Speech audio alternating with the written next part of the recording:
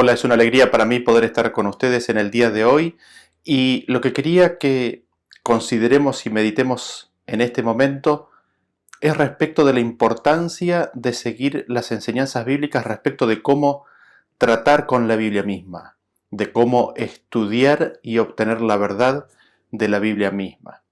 Quizás una de las críticas más importantes que se le hace al cristianismo es el hecho de que hay una gran dispersión entre sus creencias, no se pueden poner de acuerdo. Todos con el mismo libro, sin embargo, hay una gran dispersión en las creencias que se obtienen del mismo libro. Algunos, por ejemplo, entienden que después de la muerte ocurre una cosa, otros creen que ocurre otra cosa. Tenemos los días de adoración, ¿no es cierto? Tenemos días sagrados, algunos consideran que es el sábado, otros consideran que es el domingo. Cuando nos ponemos a ver las diversas creencias que hay en el mundo cristiano, es asombroso ver cómo hay una dispersión tan grande de entendimiento. Y esto ocurre teniendo todos el mismo libro de base. Y uno podría preguntarse, ¿por qué ocurre esta dispersión? ¿A qué se debe esta gran diferencia de entendimiento? Y al ver esto uno naturalmente puede preguntarse, bueno, ¿cómo conocer la verdad? ¿Cómo llegar a la verdad? ¿Cómo obtener la verdad? Y en ese sentido no nos tenemos que engañar como Pilato, ¿no es cierto? Cuando le preguntó a Jesús, ¿no? ¿Qué es la verdad?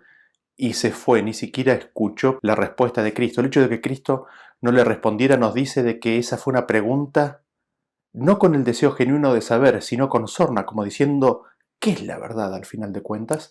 Una pregunta posmoderna, ¿no es cierto? Como que si la verdad fuera algo imposible de obtener y alcanzar. Y en ese sentido las escrituras son claras. Nosotros encontramos en Juan capítulo 17, versículo 17 creo que es también, que nos dice que tu palabra es verdad, la palabra de Dios es verdad. La palabra de Dios nos describe la realidad, sin equivocaciones y sin engaños. Y no solamente eso, sino que Jesús mismo dijo que Él es el camino, la verdad y la vida. Nadie viene al Padre sino por mí. Cristo mismo es la verdad. En su cuerpo, en su ser, en su palabra, están subsumidas las verdades o la realidad. Cristo representa y es la verdad. Cristo es la verdad mismo. Así nosotros vemos que la verdad es algo que es alcanzable, la verdad es algo que es posible obtener, la verdad es el entendimiento que Cristo tiene de la realidad, la verdad es lo que Cristo nos dice que ocurre en este mundo. La verdad no es algo que es propio de cada persona, sino que la verdad es así como Cristo la declara. Y en ese sentido nosotros no podemos dejar de recordar el versículo que se encuentra en el libro de Apocalipsis. Los invito ahí que me acompañen al libro de Apocalipsis capítulo 18, versículo 4. Dice, y oí otra voz del cielo que decía, salid de ella, pueblo mío, para que no seáis partícipes de sus pecados, ni recibáis parte de sus plagas. El pueblo de Dios es invitado a salir de Babilonia.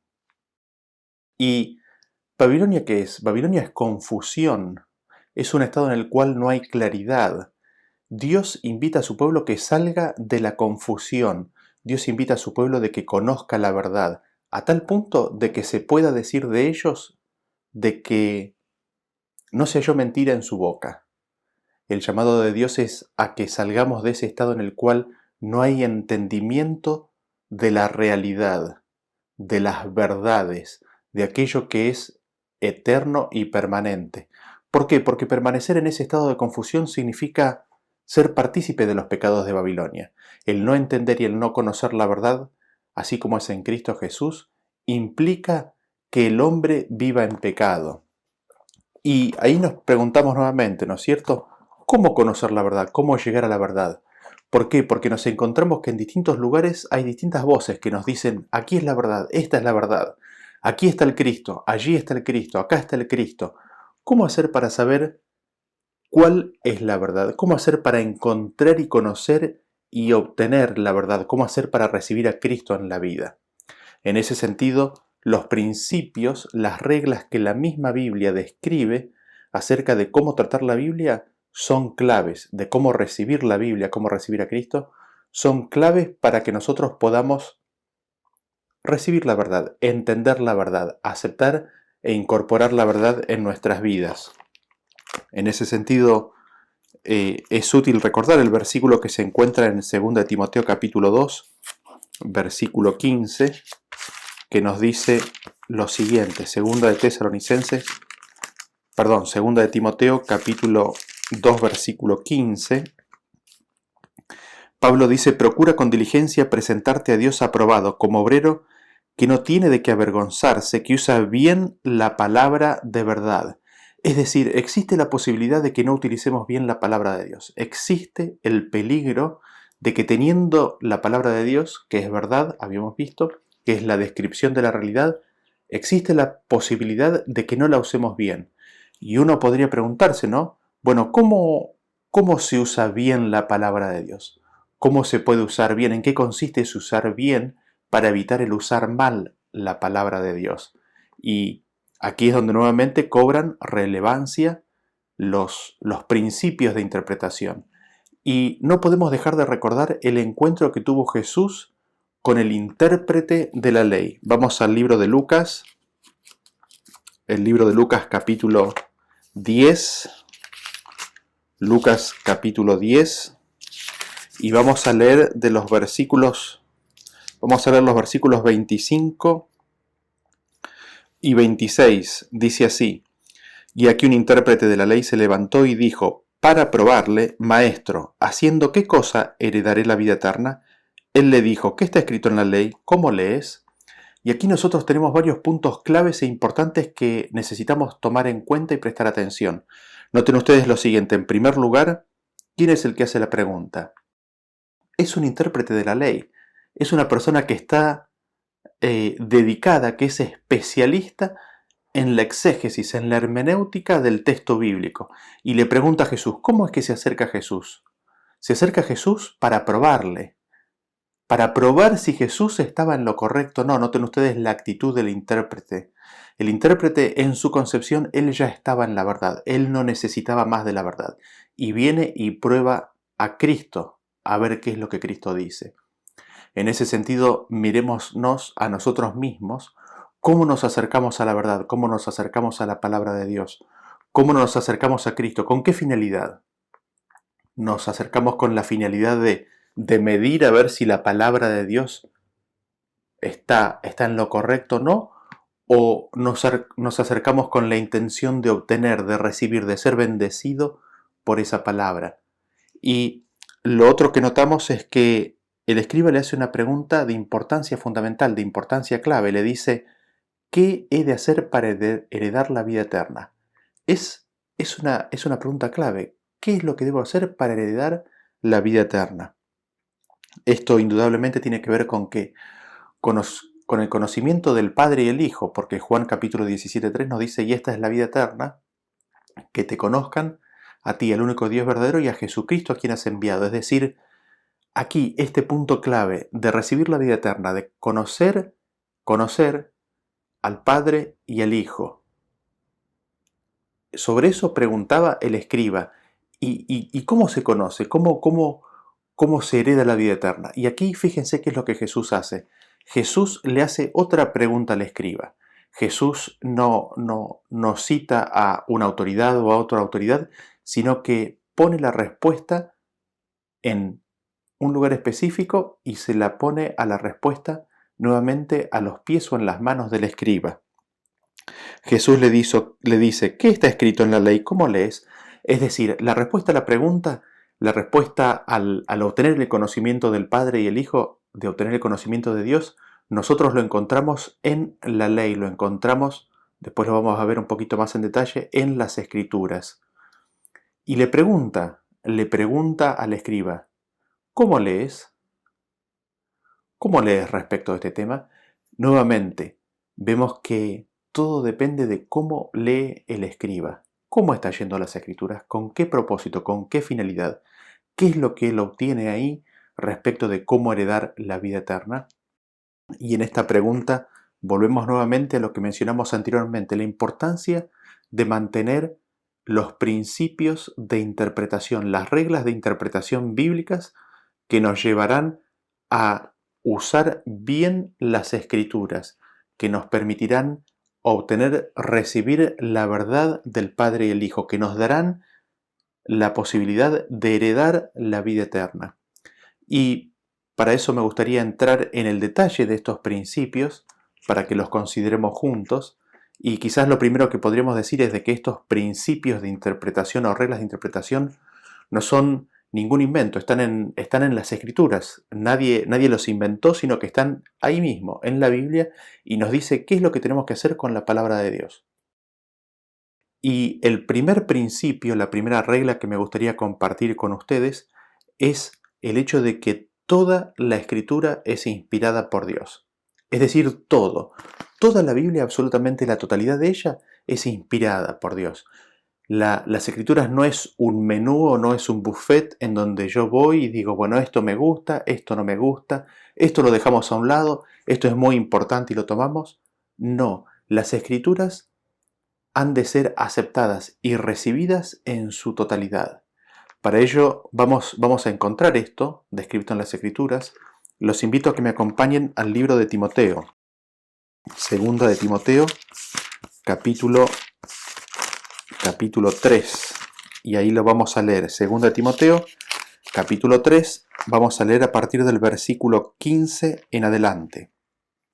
Dice así de la siguiente manera: y que desde la niñez has sabido las sagradas escrituras, las cuales te pueden hacer sabio para la salvación por la fe que es en Cristo Jesús.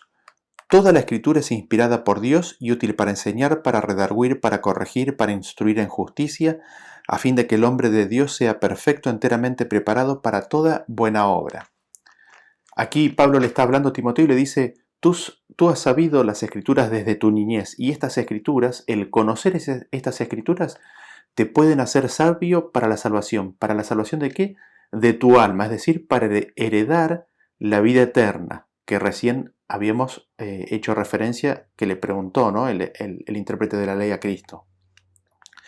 Y nos dice, ¿no? El versículo nos dice que toda la escritura es inspirada por Dios, ha sido respirada, ha sido inspirada por Dios. No hay nada de las escrituras que no sea inspirado. Y el recibir esa totalidad de las escrituras en nuestra vida es lo que permite que el propósito por el cual ellas fueran dadas se cumplan en nosotros. ¿Es útil para qué? Para enseñar la verdad, es útil para instruir, para redarguir, para corregir, para instruir en justicia. ¿Con qué finalidad? ¿Con qué propósito? Las escrituras han sido dadas con un propósito, y el propósito que tienen es el de que el hombre de Dios sea perfecto, enteramente preparado para toda buena obra. La verdad que cuando uno se pone a considerar las implicancias, ¿no? y el potencial que se le presenta al hombre, es maravilloso, es asombroso.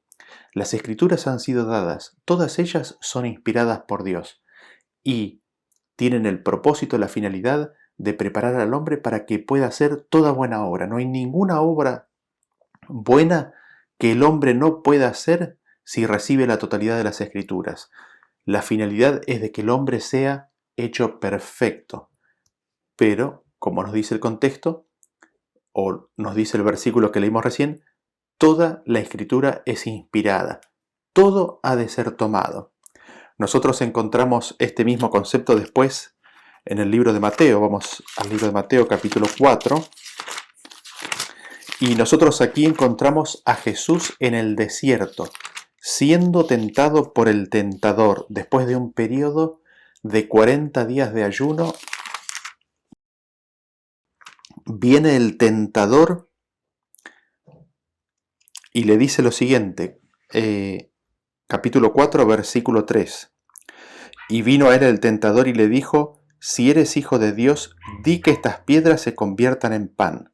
Él respondió y dijo: escrito está, no solo de pan vivirá el hombre, sino de toda palabra que sale de la boca de Dios.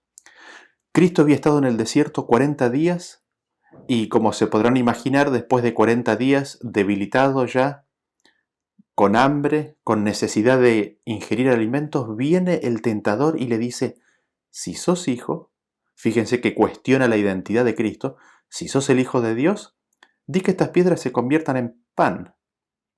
Jesús 40 días antes o 41 días antes, había sido bautizado y había escuchado las palabras después del bautismo que decían, este es mi Hijo amado en quien tengo complacencia.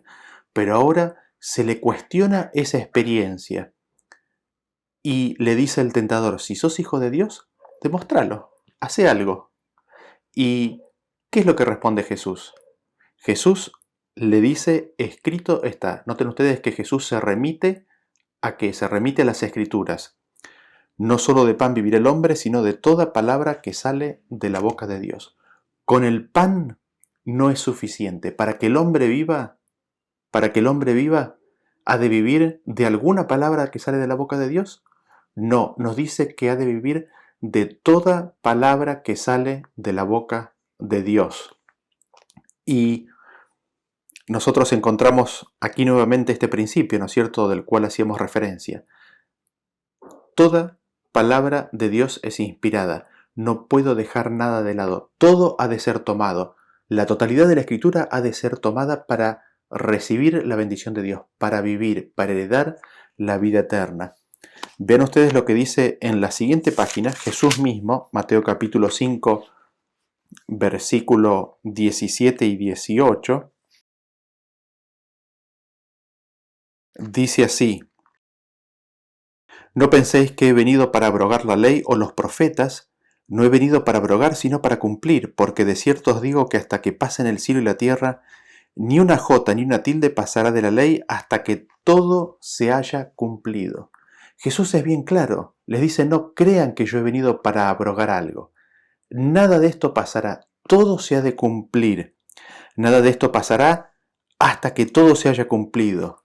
Y nos dice, es muy claro, ni una jota ni una tilde, ni siquiera la parte más pequeña de una letra ha de ser puesta de lado. Todo ha de ser considerado, todo ha de ser recibido y aceptado como parte de la declaración de verdad. En ese sentido no podemos dejar de olvidar lo que nos dice, ¿no? Salmos capítulo 12,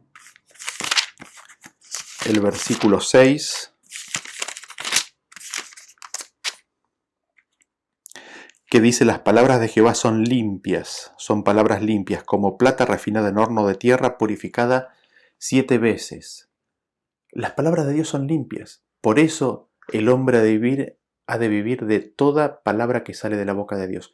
Por eso ni una jota ni una tilde han de ser dejadas de lado. ¿Por qué? Porque son palabras limpias, han sido purificadas 7 veces, como plata refinada en horno de tierra. Y veamos un versículo más para confirmar esto que venimos diciendo. Vamos al libro de Deuteronomio capítulo 29, versículo 29. Dice, las cosas secretas pertenecen a Jehová nuestro Dios, mas las reveladas son para nosotros y para nuestros hijos para siempre, para que cumplamos todas las palabras de esta ley. Noten ustedes que nos dice que hay dos categorías de cosas. Hay cosas que están reveladas y hay cosas que no están reveladas. Las Escrituras, la Biblia, la ley, es parte de lo que ha sido revelado. Es parte de esa revelación. Y nos dice que esa revelación nos ha sido dada con un propósito. Con el propósito de que nosotros recibamos la realidad de las promesas allí contenidas. Noten ustedes que dice que es para que nosotros cumplamos todas las palabras de esta ley. Y aquí nosotros nuevamente tenemos todas las palabras. No hay ninguna que es dejada de lado. Cada una de las palabras de las Escrituras tienen una función fundamental. ¿Para qué? Para que las promesas de Dios se hagan realidad en nuestra vida. Y nosotros podríamos decir, bueno, ley, así como Jesús dijo recién y habíamos leído, ¿no es cierto?, en Mateo capítulo 5, que ni una jota ni una tilde de la ley son puestas de lado.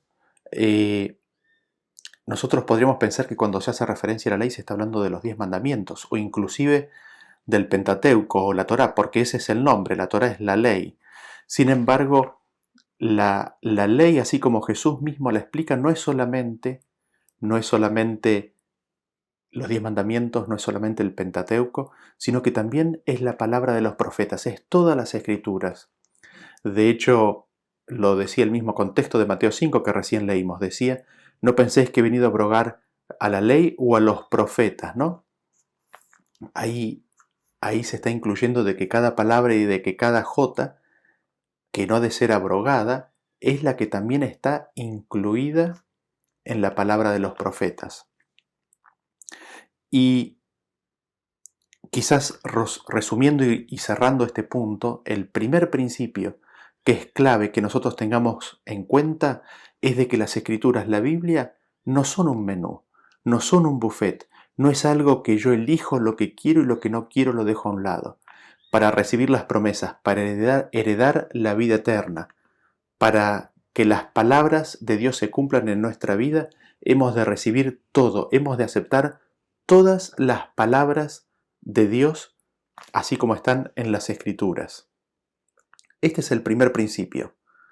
El segundo principio, y vamos a ver en la presentación de hoy los primeros 3 principios, el segundo principio es de que no se puede agregar ni se puede quitar absolutamente nada de las Escrituras. Fíjense cómo lo dice el libro de Deuteronomios, capítulo 4. Vamos a leer Deuteronomio capítulo 4, versículo 2. Dice así: no añadiréis a la palabra que yo os mando, ni disminuiréis de ella, para que guardéis los mandamientos de Jehová vuestro Dios, que yo os ordeno. Noten ustedes cómo es que dice, ¿no? No añaden y no quiten. No añadiréis ni disminuiréis de la palabra que yo os mando. No se puede agregar y no se puede quitar.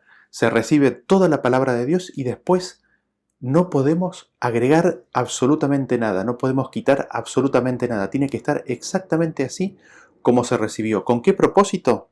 Con el propósito de que podamos guardar, atesorar los mandamientos de Dios en nuestro corazón.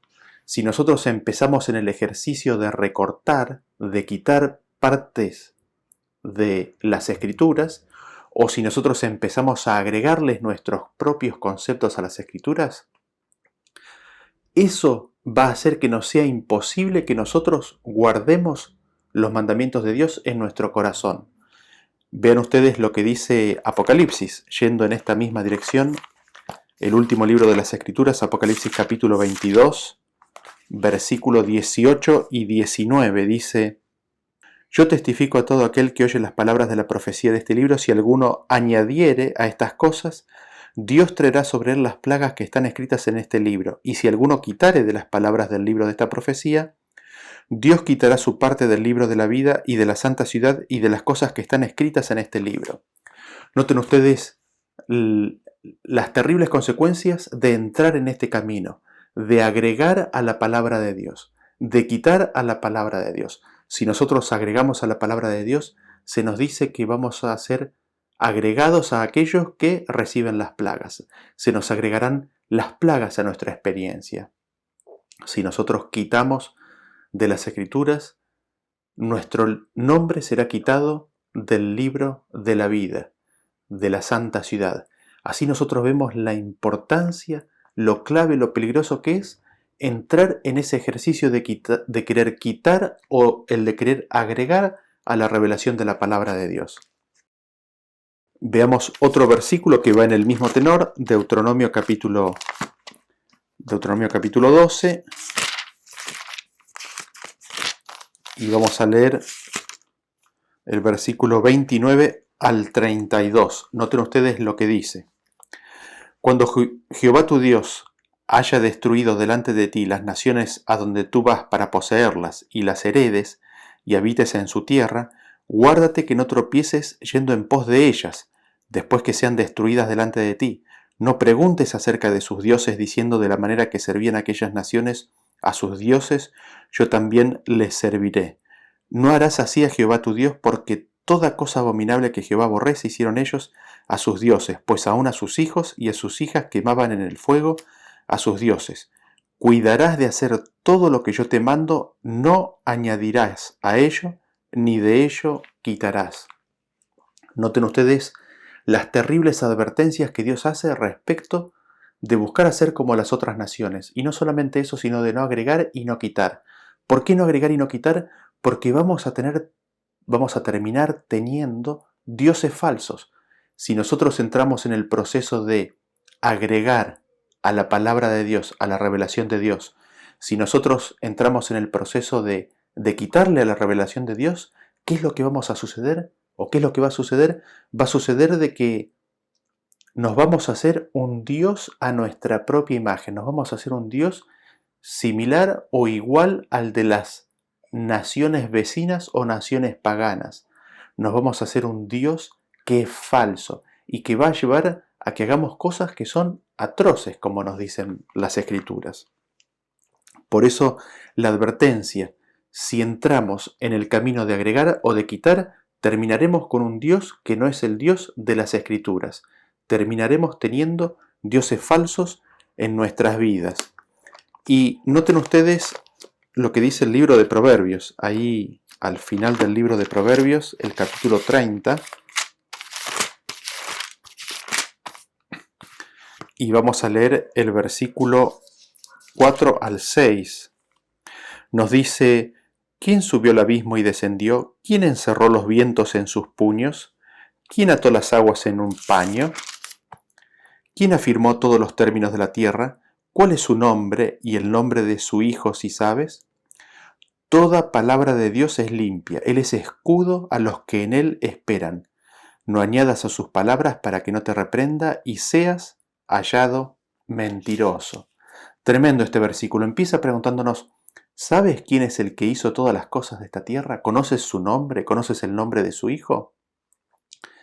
Para conocer esto, para poder responder a esta pregunta, hemos de tener presente lo que sigue. Toda palabra de Dios es limpia. Y aquí volvemos al primer principio, ¿se acuerdan? Toda la palabra de Dios es inspirada, hay que tomarlo todo, no se puede rechazar nada. La totalidad de las Escrituras es la revelación de Dios que el hombre necesita. El hombre necesita toda palabra. Y es lo que nos dice esta primera sección, ¿no? Toda palabra de Dios es limpia. Él es escudo a los que en Él esperan. Y sigue diciendo en el versículo 6, no añadas a sus palabras para que no te reprenda y seas hallado mentiroso. Es decir, cuando nosotros añadimos a la palabra de Dios, somos encontrados, ¿qué? Mentirosos. Y está el pedido, no añadas a la palabra de Dios, no le sumes, no le agregues. Ahora lo interesante de todo esto es que nos dice que en el versículo 5 dice: toda palabra de Dios es limpia, Él es escudo a los que en Él esperan. Dios nos dice que es escudo a los que en Él esperan. E inclusive podríamos entrar quizás en más detalle y ver que la palabra de Dios es escudo para los que en Él esperan. Y nosotros podemos leer lo que nos dice el libro de Salmos, ¿no? Salmos capítulo 18. Pero quizás antes de leerlo,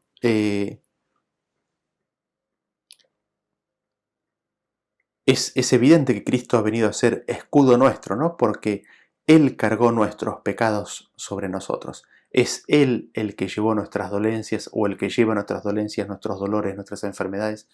Él cargó la carga de nuestros pecados sobre sí, ¿no? Él se interpuso para que la paga del pecado sea recibida por Él y nosotros podamos recibir vida eterna. Con lo cual vemos que esto es muy literal.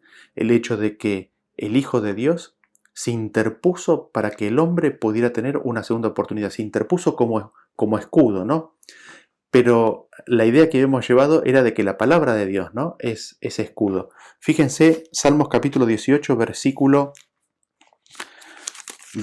30, dice: en cuanto a Dios, perfecto es su camino y acrisolada la palabra de Jehová. Escudo es a todos los que en Él esperan. El camino de Dios nos dice que es perfecto y su palabra es purificada, es acrisolada.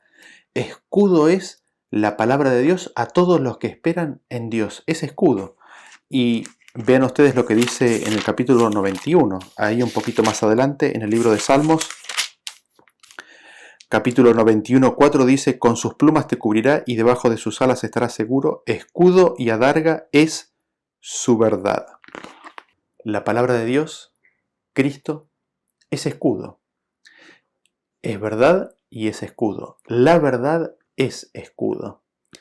Y en otras escrituras nosotros encontramos de que Cristo nos quiere proteger de los dardos del enemigo, ¿no?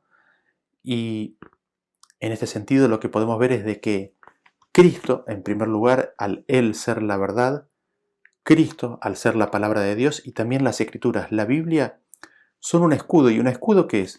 Un escudo es un arma que es de tipo defensiva. ¿Para qué? Para protegerse de los ataques del enemigo. Cuando nuestro cuerpo está cubierto por el escudo, aquellos golpes, aquellos dardos del enemigo no nos tocan. ¿Por qué? Porque estamos protegidos detrás del escudo. Ahora si yo saco un brazo, saco una pierna fuera del escudo, esa parte del cuerpo queda totalmente desprotegida.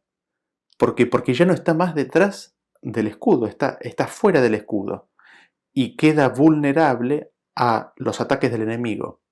Ahora las escrituras nos dicen que Cristo y la palabra de Dios, la Biblia, las escrituras son escudos. Es decir, mientras nosotros, o mejor dicho, cuando nosotros tomamos todas las escrituras y aceptamos a Cristo en nuestra vida, Él, Cristo y la palabra viene a ser un escudo que nos protege de los ataques y de los dardos del enemigo.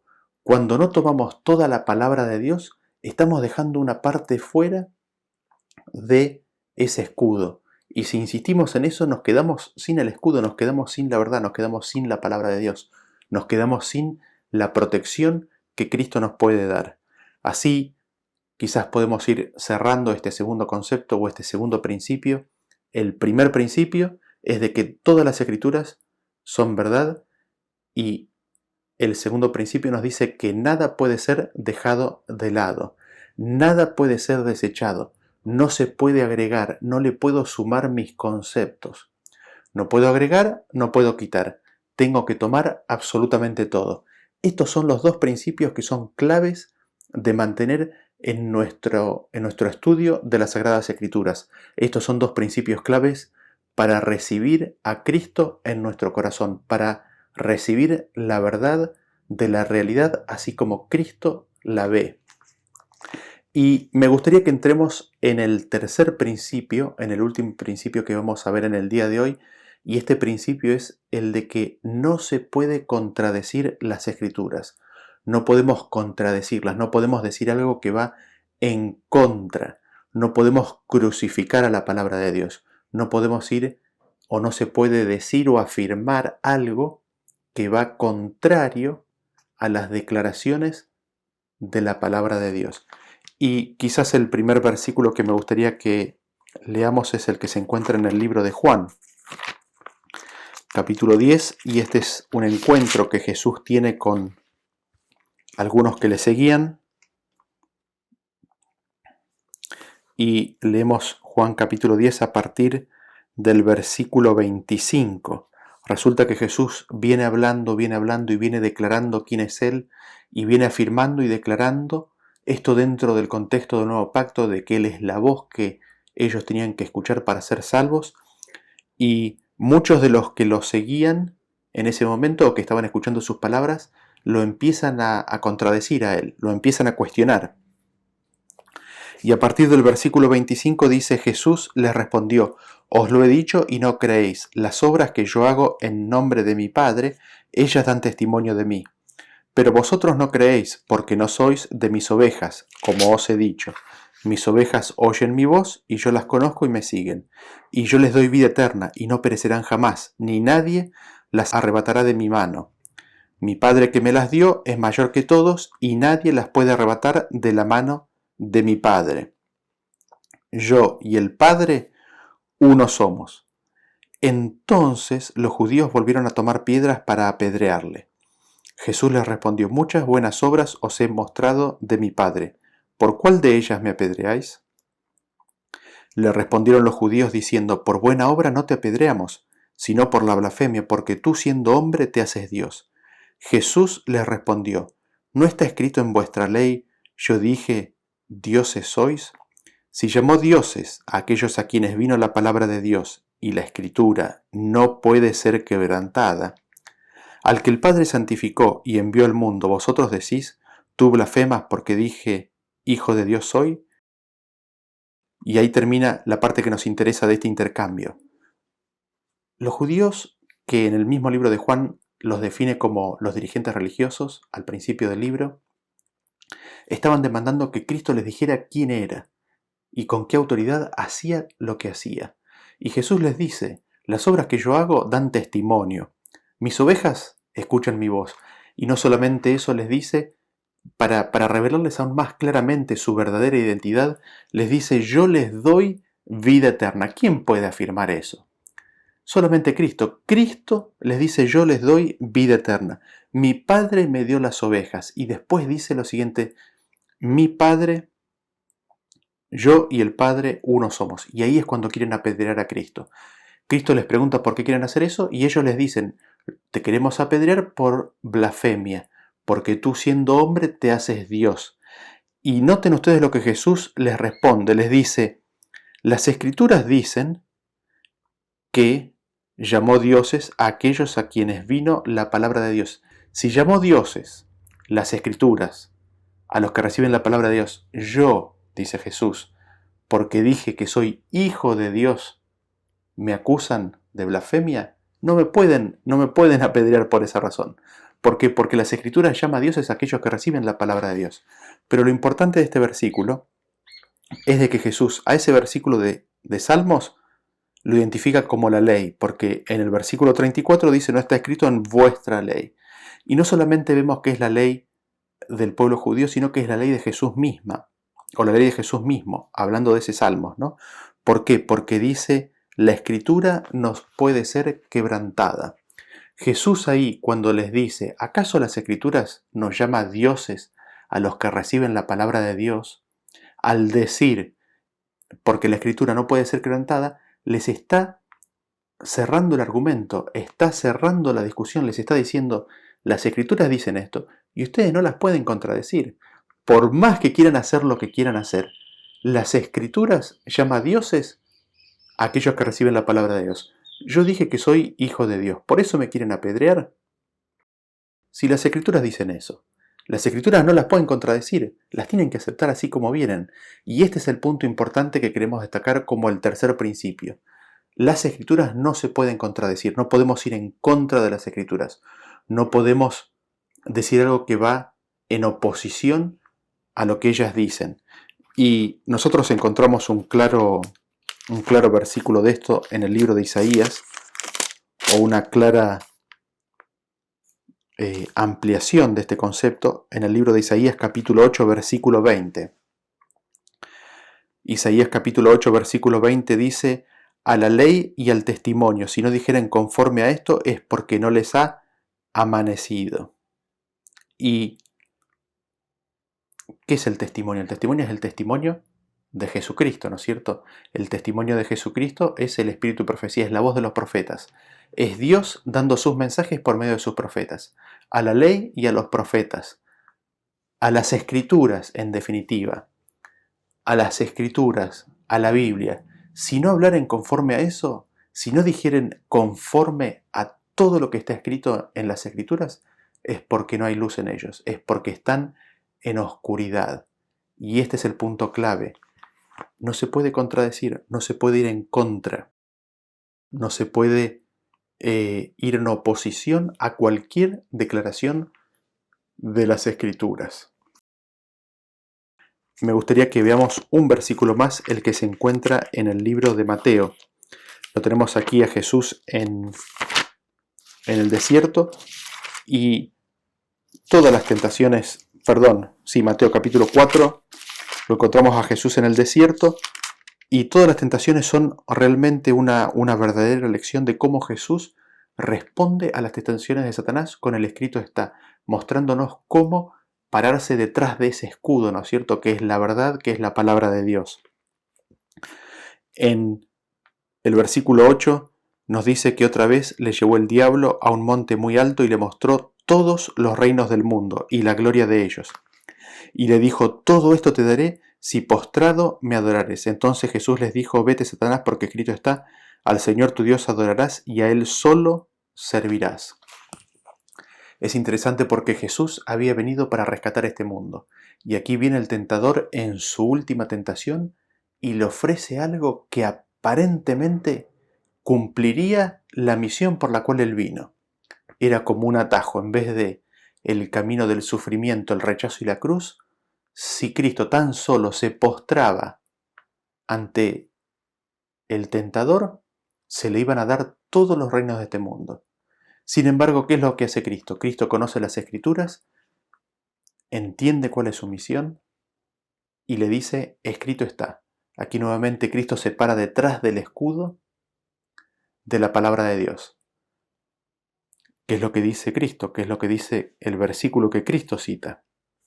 Le dice: al Señor tu Dios adorarás y a Él solo servirás. A nadie más. A Dios solo has de servir y a Él solo has de adorar. Vete, Satanás. Y así es como Cristo termina venciendo a las tentaciones por medio del escrito está.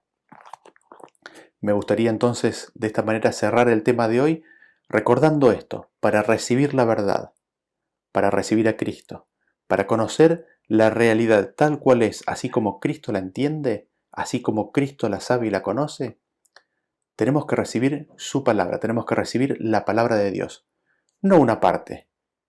Las Escrituras, la Biblia, no es un buffet que me sirvo lo que quiero y dejo lo que no quiero. He de tomar absolutamente todo. Toda la palabra de Dios es útil, absolutamente todo es inspirado y es necesario para que el hombre pueda recibir las promesas y la herencia en ella prometida. La palabra de Dios se tiene que recibir toda y no se puede rechazar, no se puede quitar una parte, no se puede sacar una parte, pero tampoco se le puede agregar, no le puedo agregar mis conceptos, no le puedo agregar mis palabras, no le puedo agregar mis ideas. Tengo que recibirla enterita, así como está, y no tocarla, no agregarle, no quitarle absolutamente nada. Y por último, no puedo contradecirla, no puedo ir en contra de lo que ella dice, no puedo ir en oposición. No puedo crucificar la palabra de Dios, no puedo violentarla, no puedo ir en contra de lo que ella dice. Es mi anhelo, mi deseo y mi oración de que al estudiar, al considerar la palabra de Dios en busca de recibir a Cristo en nuestro corazón, sigamos estos simples y claros principios que nos permitirán recibir todas las promesas de Dios. Recibir toda la palabra, no quitar, no añadir, no contradecirla. Que Dios nos ayude a que eso pueda ser una realidad en nuestras vidas. Hasta luego.